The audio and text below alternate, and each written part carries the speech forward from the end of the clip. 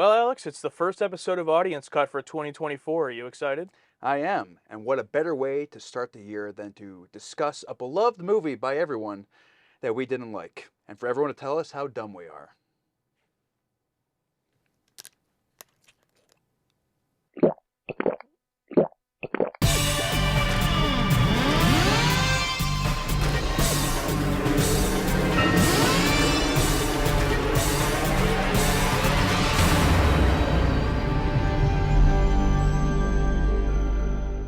The Fifth Element from 1997, directed by Luc Besson, starring Bruce Willis, Mila Jovovich, Gary Oldman, Ian Holm, and Chris Tucker. This movie's a little bit special for Audience Cut because this was actually chosen by our YouTube audience for our 10,000 subscriber special. With most episodes of Audience Cut, the reaction is just exclusive on Patreon. We always, eventually get one or two comments. Is edited reaction coming to YouTube? Nope. But this time it did, and that is available that you can watch. We didn't love the movie. No, I didn't. You didn't. I think you disliked it more than me. We'll jump into everything that we didn't like about the movie, but we can start with what we did like. Lilu Dallas Multipass. Yeah. Multipass. Multipass. You know this multipass. Lilu Dallas. I don't think either of us hated this movie at all, and there was quite a bit that I actually did enjoy about it. Anytime I go into a movie that is recommended either by the patrons or, in this case, the YouTube audience, I want to come out of it absolutely loving it. But when I don't, I have to be realistic about that. Some people take that as hating the movie, but that's definitely not the case with this for me. Practical effects is obviously the number one thing. I think I saw a comment, I think on our Patreon, where it's like, well, if you know the first thing they praise is practical effects, you know the rest of it is bad.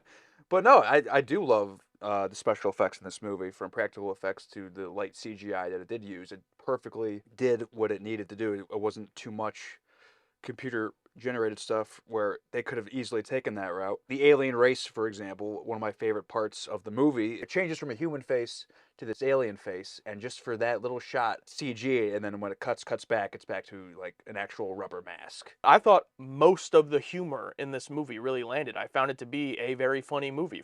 Most of the writing was clever and original. It wasn't jokes I had heard 100 times before. And while there were some characters that annoyed me that we'll get to, the overall humor of the movie I did enjoy. The casting is crazy. I think I love, like, Bruce Willis pretty much plays himself from Die Hard and Pulp Fiction. Like, he's kind of like shoehorned in there. The president is played by Debo. Ian Holm, Bilbo Baggins, he plays a priest. I really liked the world that it did set up. To me, it came off as Blade Runner if Blade Runner was just even more ridiculous. Because Blade Runner, while the world itself is kind of ridiculous when you think about it compared to our world today, it's a very kind of dark, gritty. They try to ground it a lot in those movies. As to where in this movie, it's like, oh, don't take it too serious. Like, it's this silly futuristic world with cars going everywhere and all of this funny, goofy stuff that we see in the movie. I think the movie should have played into that more than it did, to be honest, because it kind of like just serves in the background most of the time. Like, we get random scenes of like the cops going up to a McDonald's in the future. 2 golden menus. Whether it was Luc Besson or someone else involved with the movie that obviously was very interested in building out this world, I wish they just would have like put that more into the actual movie, because besides that one sequence of Bruce Willis in the taxi when Mila Jovovich's character first falls in and then there's the cop chase, after that we don't really see much of the world. We're like kind of set in very like specific environments that aren't that different than stuff today. I liked all that stuff. I liked when they go to like the train station and all the gags there, like like everything on this planet is great. I think as soon as they get on the cruise ship and leave, like it almost checked me out. And like the great bits of like everyone is trying to get here for these stones, but they're all trying to go for different reasons, whether it's Gary Oldman's telling them to go or the government or, Bruce Willis's character being sent on this mission by the president. Everyone goes up and says that they're Corbin Dallas, and they genuinely believe they are because through some weird circumstances they've come across who they think is Corbin Dallas, and it's not Bruce Willis. Mr. Dallas? Yeah. Corbin Dallas? Yeah, that's me. Corbin Dallas. That's me. So Bruce Willis gets on, but then a whole bunch of other people are trying. And just like bits like that were really funny. But then it just like is a bit and that's it. So like I enjoyed it while it's there, but it didn't really hook me into the main story of the movie. I guess one thing, I don't know if it was intentional, probably not, but just one thing that was stuck in my head. It's like when they go to Corbin Dallas's apartment, he has a view screen of who's visiting his apartment, and how it's like not spoken about how all these places have like these cop yellow prints to put their hands on, but it's never really like explored upon. It's kind of left to us to like observe this world and how things are like. It's never like, oh, these are here because of this. You know what I mean? It's like, oh, and like all these like low budget apartments have like these view cams possibly, but when they finally get to this special cruise, I feel like everyone just breaks in there pretty easily. And also very similar to Blade Runner, like Harrison Ford in Blade Runner is like talking to like an Asian seller of sorts, and they kind of recreate that here when like, but the vendor comes to him to Corbin Dallas's apartment, and he's got like this like space barge. I'm like, oh okay, obviously, you know, this feels like it wanted to be like almost like a parody of Blade Runner, or like to the similar effect of what an airplane movie type is. Like it felt like they wanted to do that, but also they also wanted to tell this like Total Recall epic space story, and it felt like it was trying to be so many things instead of just like one thing, if that makes any sense. Yeah, it's like Blade Runner, but don't take it serious. Mm-hmm. But then in the movie is like a pretty complex plot that if I'm just sitting back not taking it serious, then okay, whatever, no big deal. But to actually try to watch it and understand what exactly is going on is where I got lost. Maybe that's the issue. Maybe I shouldn't have done that. And I think about halfway through I got it. Like I was like when you were asking questions and I'm like, don't worry about it. Like I kind of got that vibe eventually, Yeah. but I had unfortunately already been kind of lost by it. But let's try to dive in and talk about the plot a little bit to see what we did get out of it at least. Okay.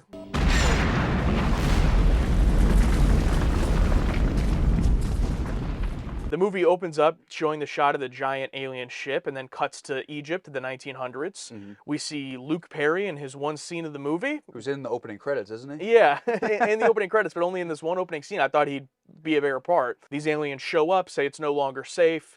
They take the stones or whatever, and they get out of there. But then someone pointed out like, oh, he has the key. You can just open it back up. Important, only life important. So like that dramatic closing wasn't really. Didn't like hit that hard.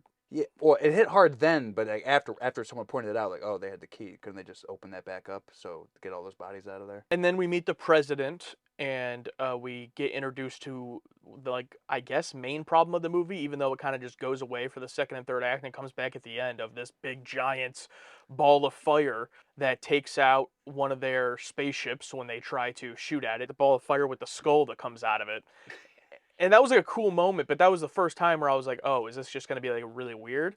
And then we meet Bruce Willis.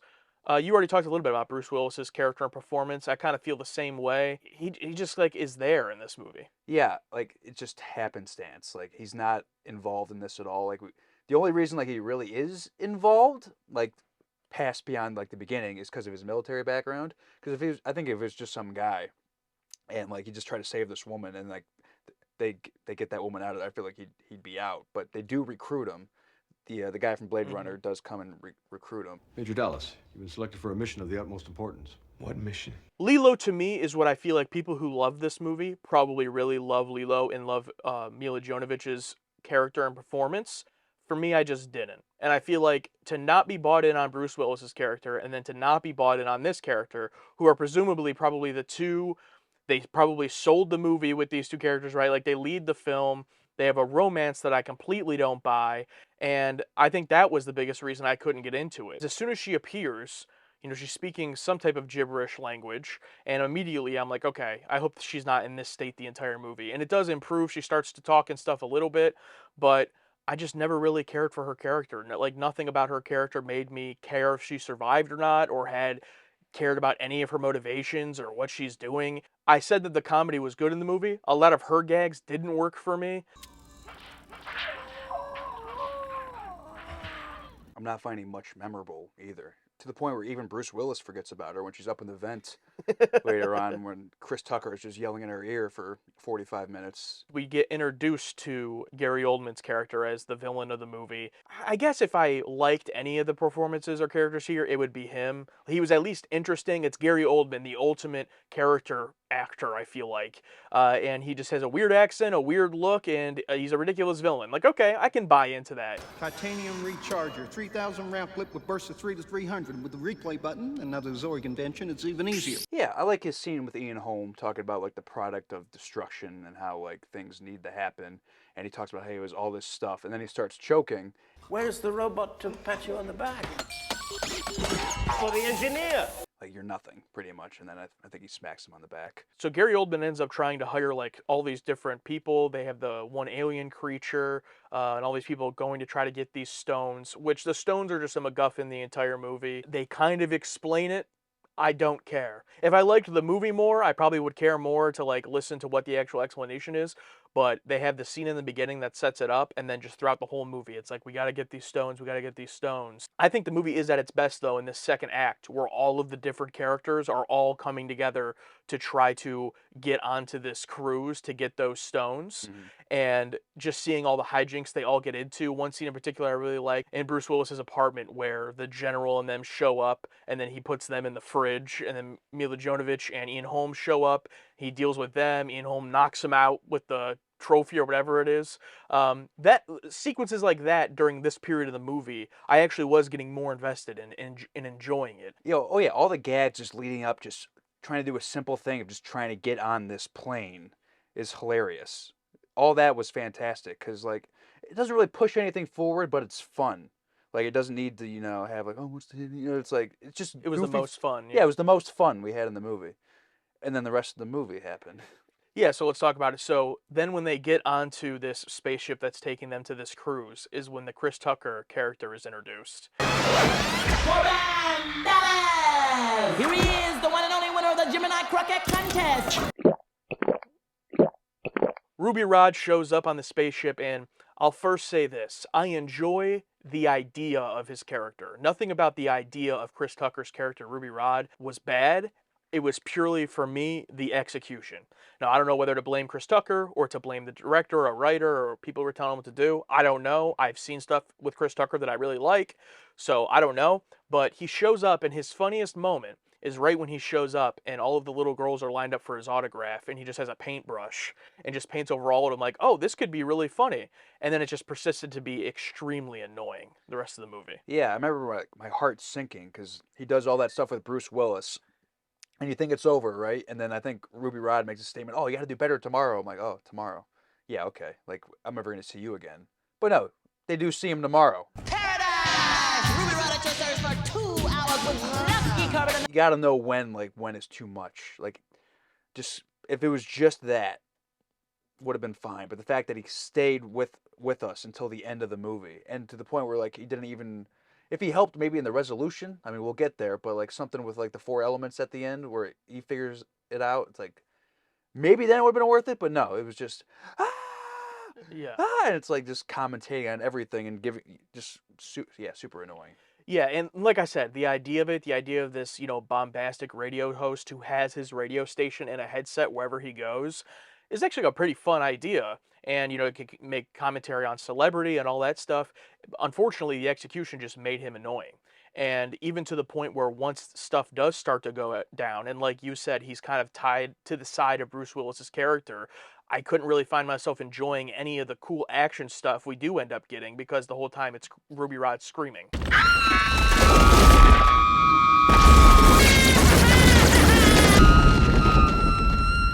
Maybe if he was introduced earlier or was like a more main character where we saw like another side of him, where he was fleshed out a bit more Give to him where a real character. we saw like a human side to him besides him being, scared and arrogant, then maybe I'd be forgiving. But no, it's like you can't just introduce this character halfway through the movie and have it be the same the entire way throughout. Yeah. And also, the movie's already funny. So they like introduce this ridiculous over the top comic relief character halfway into the movie, mind you. He's not so the movie's already proven in its first half it can be really funny. And it's coming off of probably the best part of that. And then we introduce this character who, now I'm going to be even more funny. And it's like, no. It really did kind of ruin the movie for me, which is unfortunate. Yeah, the first half I really liked, but then like I don't know if like in the writing of the script or just like it's like more. It's like how far can we push this? It's like enough. they get there to the cruise and they get to this orchestra theater where the diva creature, whatever she is like performing.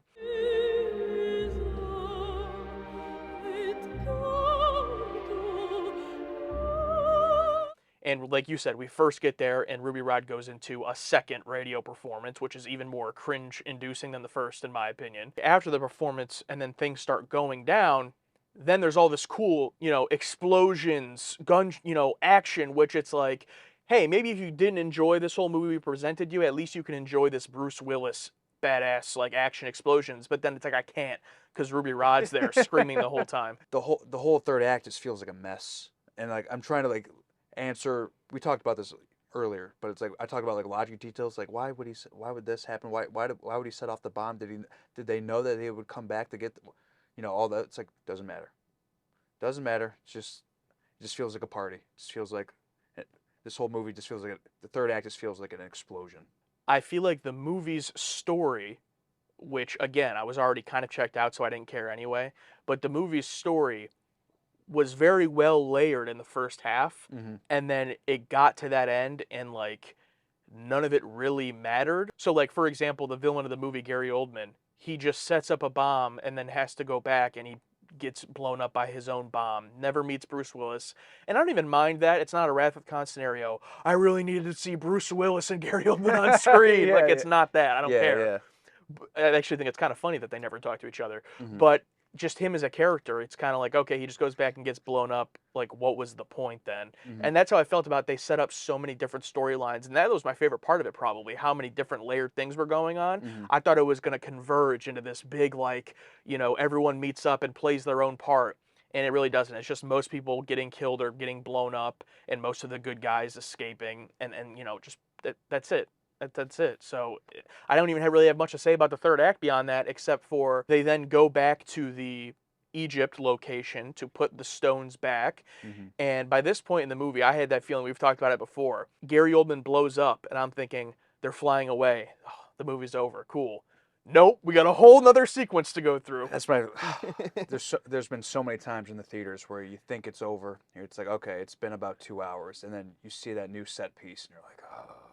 God. Like each of them needed like to figure out the 4-element thing. To make Ruby Rod worth it, like he needed to figure out one of the elements, I feel like. And like the payoff, like the thing in the beginning with Bruce Willis, like trying to quit smoking. Well, we're screwed anyway. Have my last cigarette. And he's like, wait a second. You know what I mean? I feel like that would have paid it off really well, where he like quits smoking and saves the world. Yeah. And they had one good moment of writing, I thought, when they were in there, when they first discover it with Ian Holmes' like little assistant guy. I don't remember his name. We're never gonna make it.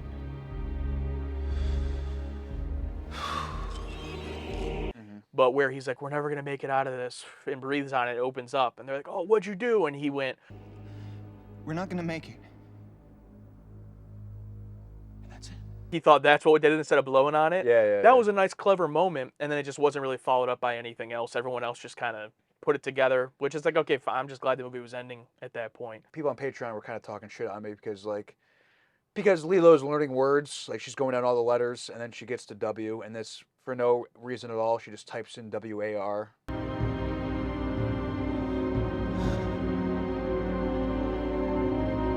It's like, just that, like, that enough is like, okay, I get it. An entire movie of that would be ridiculous. It'll never happen. You know what I mean? Well, like, there might be movies out there, but I wouldn't enjoy them. Yeah, it's called the news. And that 20 seconds of that, like, war's bad. It's like, I can have a bad feeling about something, or not liking something, or my feelings about like what I think it's trying to tell me. I don't know. It just felt very weird. It felt like it was put in there so that at the very end she like doesn't want to do it. Yeah. And Bruce Willis is like, "Come on, we need you," and she's like, "No, humans suck." And then he just kisses her, and then it's okay, and it saves the day. It just felt very weak to me. And had she not done that, her character would have had no motivation to not want to do it at the end. So it again just felt like nothing in this movie felt like to me that it mattered. Everything felt like there was a pretty cool story going on, and then it was like, let's just throw all of these things in. And it wasn't like, it just didn't connect really for me. Yeah, it felt like a show reel of special effects, costumes, practical effects, and then like, oh yeah, we needed to have a story with this. You know what I mean? I can't just put out all this stuff. I need to have this narrative going on. I mean, I get why people like it, but I just personally don't. But here's my main question: why were the stones inside the singer? Was that explained? And I have so many questions about that character. What was the purpose? Where did they come from? I have no idea. is there one line of dialogue happening from a character 30 feet from the camera that I was supposed to pick up on? But here's the thing. Almost all of these complaints that we have are like plot related or like with the story of the movie and then with Ruby Rod, but like put Ruby Rod aside. There's plenty of movies where like if the plot doesn't work for you, whatever, we can still appreciate other stuff. And we did in this case. Like there is stuff we appreciate about the movie.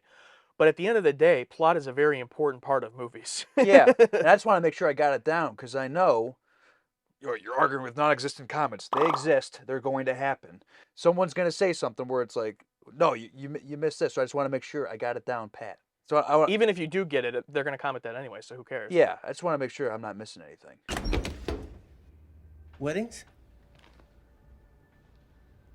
Not really. I think that sometimes our reactions especially can come off more negative than we actually are, and I think there's several factors for that. I think first of all, we're just kind of assholes, but secondly, we have a pretty specific taste, and sometimes we can get kind of checked out of movies a bit early. I think that happened to me here. I haven't rewatched the movie in full, but I did have to, go through it to edit the reaction, so I, in a way, rewatched it, wondering if I would like it more. But I honestly didn't, and it's not because the movie's bad. I think it's specifically the things about it that I didn't care for. This movie felt like almost like a love letter or like a tribute to a lot of other movies thrown in, and it felt like a bit much to the point of being overwhelming at some points. Like, and you mentioned earlier about specific taste, and I feel like the older I get, the more where it's like, I just, not that I want one type of movie, but like if you look at my top 10 movies, like I think 4 or 5 of them are like isolation, small amount of characters, one room type movies, and this movie felt like TikTok was invented in '97 and was adapted, from this movie. It was like, holy shit! And like my brain sucks sometimes where I hear one detail, or like I didn't catch one detail, and I'm stuck thinking about this detail. Like wait, like the part the hand, like wait, is it like cloned from that, or like are these things human? Are the Mondo Washuns or whatever they're called human? And like while that's happening, like while I'm thinking about that, like 8 other things happened, and then people will point out, oh, you missed that. It's like, shit. Sometimes I think to myself, we're watching this movie and we're watching it for a reaction, obviously, recording it, and then we know already going into the movie we're going to be discussing it too. And sometimes I think to myself, like, am I getting too into my own way to where I can't just like sit back and enjoy the movie? But I think the answer in this case is no, because even if I didn't do all of that and I just sat back and completely turned my brain off and just consumed the movie with no like thoughts about it just to have fun, this movie wasn't that fun. Like there was stuff in here I had fun with and that I liked, especially in that second act. But overall, if I was watching this movie not for the channel, if I had just turned it on out of curiosity, I probably wouldn't have finished it. Really? You know what I mean? It's not a movie that's like, wow, I didn't really like that all, but it really, it's making me think. I want to, but no, I just don't care. Like, I just never want to watch it again. Okay, yeah, neither do I. Because there has been movies like Babylon, for example, where like I didn't watch it on like my first or second watch, but then I'm like, you know what, there's something here, and then like on that third one, where I'm like, I get it, but it's like I don't know if I'm gonna have that reaction to this because I don't really want to rewatch it again, ever. Because with a movie like this that just doesn't connect with you personally, after watching it, even all the questions I have or the questions we have talking about it here, it just like after watching it was like just out of my head. Like it's just like I have no desire to. So yeah, also to talk about what you were going on earlier, I also have the problem of like when I'm watching a movie, especially one that I know that we're going to discuss, I'm already trying to formulate my thoughts on it and what I'm going to say on it while I'm watching it, and I don't know if that like takes away from me being able to absorb everything because I'm already like because if I'm watching something I want to formulate an opinion on it or a thought on it, so I don't know if in that process I'm not blank, I'm missing something, I don't know, or if I'm already skewing my thoughts on it before I even finish it. That could be the case, but also just a few movies ago, the patrons picked a movie that ended up in your top 10 favorite movies of all time. So I think it's like only the case if we don't like the movie that much, because like if we don't like the movie that much, then it's like, okay, well then let's get into what am I going to talk about, and what's going on, those types of things. Yeah, I feel like I need to justify it because people voted for us to watch this, and like you talk about that 5 minute feeling that I told you that I have. In that first 5 minutes, you're like, oh no, I didn't get that in the first 5 minutes, but I do get in that like, what am I gonna say about this?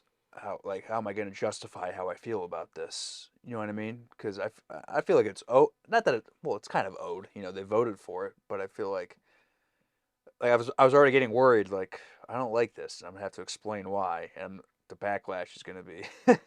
To me, it doesn't really have anything to do with the response we're going to get. Do I care? Yeah, a little bit. Like, of course I do. If we get negative comments about something, it's going to bother anybody. Like, to me, it's more so we're making content about the movie. So, like, we're discussing the movie. If I can't talk about the movie or, like, justify the content, why am I making it? That's more so why it bothers me. You know what I mean? So, it's like when we're watching a movie where it just does not connect with me at all, it's more so like I start to be like, man, are we even going to be able to talk about this movie? Like, I will never push out a video just because, like, you know what I mean? Like, just like, well, we have literally nothing to say about this movie. Let's do a 5 minute discussion on it, I was worried about this video, about talking about it. 'Cause I'm like, I don't know what I'm gonna go into besides like practical effects. Yeah, and that's what I was worried for. Obviously, that's not the case because we had plenty to talk about here. Yeah. But in this particular occasion, it was stuff we didn't like. But if there ever was a movie in the future where we just, didn't have anything to say, we probably just wouldn't record this video. So I think it just comes down to that. But speaking of the response we got, we can jump into our patron takes. So patron takes are now going to be part of Audience Cut as well. If you're a fan of our channel, you might know patron takes from our Star Trek reactions in our Star Trek discussions. For Audience Cut, it's going to be a little bit different. We actually asked our patrons what they thought after seeing our full uncut reaction to the movie. With Star Trek, we posted before posting our reaction and then read their takes right afterwards. But here they get to directly respond to what they thought about our reaction to it, as well as just any thoughts they have about the movie as well. From Joe Concepts. Chris Tucker's character almost ruins this film for me, and I'm not saying that lightly or exaggerating. I find him so annoying, it makes me want to stop watching or never start. It's a crazy, wacky sci-fi film that I appreciate for not being a typical sci-fi movie, having a sense of humor and not being afraid to get silly, but I absolutely hate that character. Now that's a take that I can agree with. It's funny because not only do I agree with the Chris Tucker part, but almost everything he says here kind of sums up how I feel about the movie, even the positives that he says that he appreciates. I appreciate all of those things too. Here's the one thing I'll say, though, is that I definitely do not want to put it all on Chris Tucker or even all on the character of Ruby Rhod. If I had absolutely fallen in love with this movie up to the point, his character would have just been an annoyance in the movie that I would have had to get over. It's the fact that I was not pulled in by the time we got there. I was enjoying some of the fun stuff, but I was not really that engrossed in the movie. So then when he gets introduced, it was like the nail in the coffin. Yeah. It was like, okay, let's get this movie over with. Like he wasn't the only thing that ruined it for you. Like it already wasn't like fully committed. You weren't already full in. So he was nail in the coffin. Great way to put it. James Botus says, I hope you guys do give it another watch sometime. This is a well-loved flick full of visual spectacle, great action, great practical effects, iconic moments and characters, and I'm only being honest here because you wanted takes on your reactions. I think as soon as you picked up on the comedic tone of the film, you checked out and stopped giving it your buy-in. So is it on us, at least a tiny bit, for not setting a better expectation for your pre-watch of what genres might be being blended here? Would that have primed you for it better? I think no, because the thing is, first of all, I don't ever want to be primed about anything. Yes. Like, we want to go in completely, the less we know, the better, Mm-hmm. And if we have a negative reaction because of that, good. That's our genuine reaction. Mm-hmm. I don't want our negative reaction to this movie to be, like, shielded by already going in knowing what it is. Yeah. So that's the first part. Secondly, I just disagree. I don't think it has anything to do with the comedic tone of the film. As I said earlier, I think it should have bought more into that. It should have brought that comedic tone to the forefront and really went crazy with it. If this movie had been literally insane, I would have loved it. It's just kind of goofy. So I like the kind of goofiness, and I wish there was more. So that's my take on that. Yeah, if it was just like a parody of Blade Runner, just like, or Blade Runner turned up to 15. Just all on this futuristic Earth. Like, I don't know, like I don't really need the, world's gonna end storyline. Like, I don't really care. Like, if they can find a way to take that out, take out this cruise ship, and just wacky adventures in this Blade Runner. I don't know. Yeah, make it. Yeah, it would have seemed to be more like a comedic, goofy heist movie of trying to get these stones. Like, yes, to save the world, but even the stakes aside, I liked that part of all of the characters trying to get to the stone in that rat race. So that once Bruce Willis gets the stones, it's kind of like, okay, I don't really care about the rest of this. Yeah, this one's from Crush. I hated this movie the first time.